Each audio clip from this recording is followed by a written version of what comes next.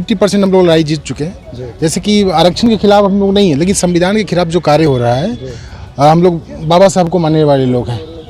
अम्बेडकर जी के विचारों के खिलाफ, अम्बेडकर जी के बनाए संविधान के खिलाफ यहाँ जो कार्य हो रहा है, उसके खिलाफ हम लोग बिहार में जो SC/ST OBC का जो आरक्षण था वो 50% वो बरकरार रहेगा।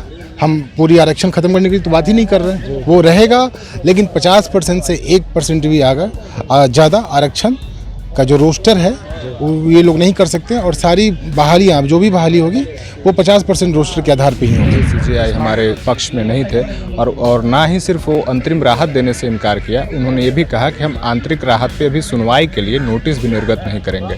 इसका मतलब ये होता है कि जब तक केस का फाइनल निर्णय नहीं हो जाता तब तक बिहार सरकार को इस केस में हम रिलीफ नहीं मिलने वाली है। जो कि नमस्कार, न्यूज़ फाउंडेशन देख रहे हैं आप, मैं हूं आपके साथ धीरज सिंह। बिहार सरकार के 65% तक आरक्षण के मामले को लेकर आज सुप्रीम कोर्ट में सुनवाई हुई। सुप्रीम कोर्ट की ओर से पटना हाई कोर्ट के फैसले पर रोक लगाने से इनकार कर दिया गया है। हमारे साथ है स्वर्ण सेना के राष्ट्रीय अध्यक्ष भागवत शर्मा जी। ये बिहार सरकार के खिलाफ यही पिटिशनर है, क्या कहेंगे आज जो सुप्रीम कोर्ट में सुनवाई हुई, क्या हुआ अंदर पहले पूरे मामले को लेकर? फैसला हम लोग के पक्ष में है। आज सुप्रीम कोर्ट में 65% आरक्षण मामले को लेकर के सुनवाई थी, जहां पटना हाई कोर्ट में फैसला हम लोग के पक्ष में था। इसे पटना हाई कोर्ट ने रद्द कर दिया था, तो बिहार सरकार अपील में सुप्रीम कोर्ट आई थी, तो आज इस दौरान सुनवाई हो रही थी। तो सुप्रीम कोर्ट का जो चीफ जस्टिस का जो मुख्य चंद्रचूड़ जी का अध्यक्षता में जो सुनवाई हो रही थी, फैसला जो बहस हो रहा था, तो चंद्रचूड़ जी ने ये कहा कि पटना हाई कोर्ट का निर्णय सही है और हम उस निर्णय के साथ हैं। और सरकार की तरफ से जो श्याम दीवान,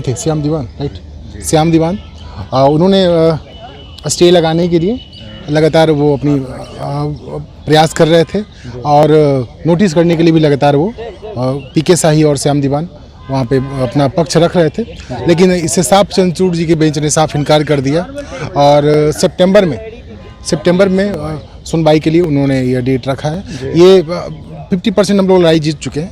जैसे कि आरक्षण के खिलाफ हम लोग नहीं है, लेकिन संविधान के खिलाफ जो कार्य हो रहा है, हम लोग बाबा साहब को मानने वाले लोग हैं।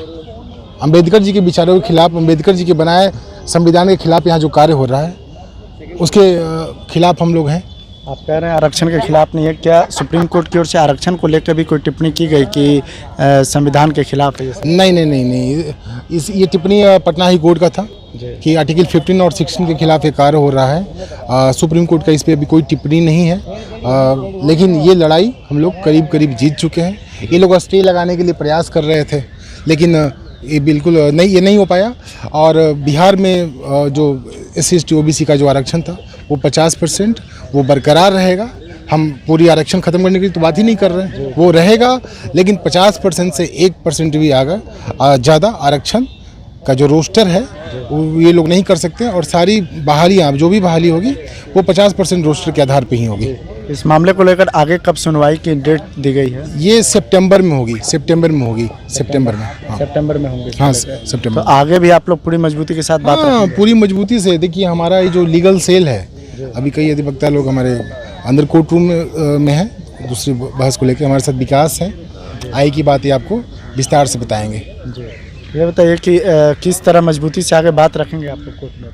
देखिए, अभी तो फिलहाल जैसा कि भागवत जी ने कहा कि हम लोगों ने 50% केस जीत लिया है, क्योंकि इंटरिम रिलीफ के लिए, अंतरिम राहत के लिए सरकार की तरफ से जोरदार तरीके से दलीलें पेश की जा रही थी, लेकिन ऑनरेबल मिस्टर जस्टिस CJI हमारे पक्ष में नहीं थे और ना ही सिर्फ वो अंतरिम राहत देने से इनकार किया, उन्होंने ये भी कहा कि हम आंतरिक राहत पे अभी सुनवाई के लिए नोटिस भी निर्गत नहीं करेंगे। इसका मतलब ये होता है कि जब तक केस का फाइनल निर्णय नहीं हो जाता तब तक बिहार सरकार को इस केस में हम रिलीफ नहीं मिलने वाली है, जो कि काफ़ी लंबा समय लग सकता है, क्योंकि ऑलरेडी हमारे सुप्रीम कोर्ट में तमिलनाडु और छत्तीसगढ़ का ऐसा ही मैटर अभी तक पेंडिंग है बहुत सालों से। पेंडिंग पड़ा हुआ जी, क्योंकि तमिलनाडु सरकार भी 69% रिजर्वेशन दे चुकी है, छत्तीसगढ़ का भी ऐसा ही है। लेकिन उन सब में अंतर ये है हम बिहार और बाकी राज्यों में कि उनके एक्ट्स को 9th शेड्यूल में डाल दिया गया है, लेकिन ऐसा केस बिहार में अभी तक नहीं हो पाया है। तो अगर 9th शेड्यूल में डाल देते हैं तो ये बरकरार रह सकता है? जी, 9th शेड्यूल लाने का उद्देश्य ही यही था भारत गवर्नमेंट ऑफ इंडिया का कि कोई भी ऐसा कानून हम उसमें डालेंगे जिससे कोर्ट उसको ख़त्म ना कर पाए।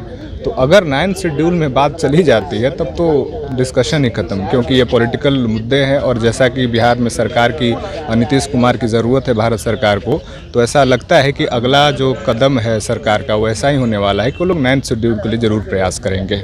चलिए, तो बहुत बहुत धन्यवाद।